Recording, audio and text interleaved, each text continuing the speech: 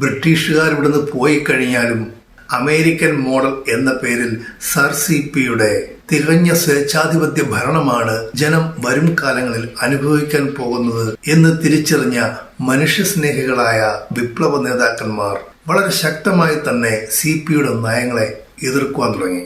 Sir CP ആകട്ടെ പോലീസിനെയും പട്ടാളത്തെയും വിന്യസിച്ച് communist നേതാക്കളെ അറസ്റ്റ് ചെയ്യുവാനും പീഡിപ്പിക്കുവാനും തുടങ്ങി. ചേർത്തല, അമ്പലപ്പുഴ താലൂക്കുകളിൽ പോലീസും പട്ടാളവും തങ്ങളുടെ കമ്മ്യൂണിസ്റ്റ് ഇരകളെ തേടി റോന്തു ചുറ്റുന്നു. പാവപ്പെട്ട അണികളുടെ കുടിലുകളിൽ അതിക്രമിച്ചു കയറി നേതാക്കൾക്കെതിരെ മൂർദാബാദ് വിളിപ്പിക്കുവാൻ പ്രേരിപ്പിക്കുന്നു.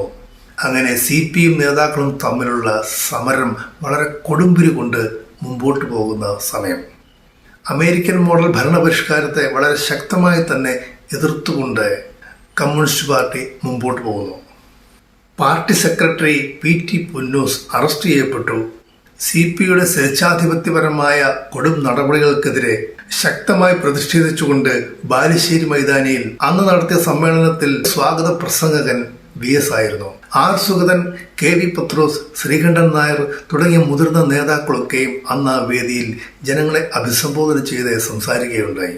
അന്ന് ആ യോഗം പിരിഞ്ഞ് പാർട്ടി ഓഫീസിലേക്ക് പോകുന്ന വഴി R സുഗതനും സഖാവ് സൈമണും ഒക്കെ അറസ്റ്റ് ചെയ്യപ്പെട്ടു. യോഗം കഴിഞ്ഞ് തന്റെ വീട്ടിലേക്ക് തിരിച്ച് VS-നും അറസ്റ്റ് വാറണ്ട് ഉണ്ട് എന്ന രഹസ്യ നിർദ്ദേശം ലഭിച്ചു.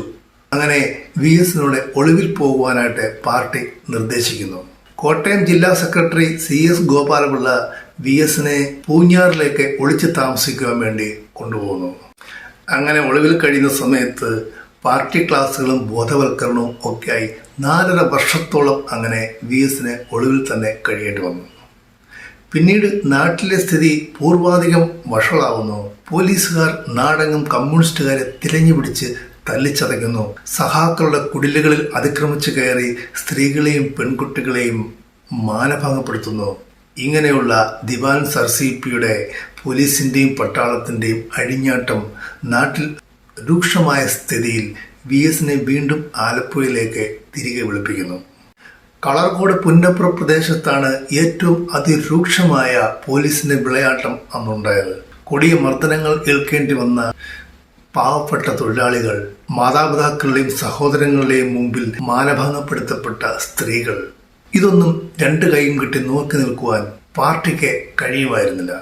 അന്ന് പോലീസിന്റെ അതിക്രമങ്ങളെ ചെറുക്കുവാൻ വേണ്ടി നിരവധി ക്യാമ്പുകൾ നിർമ്മിക്കപ്പെട്ടു. പാർട്ടി അണികളായ മുൻകാല സൈനികരുടെ നേതൃത്വത്തിൽ പരിശീലനങ്ങളും ഉപദേശങ്ങളും നൽകപ്പെട്ടു.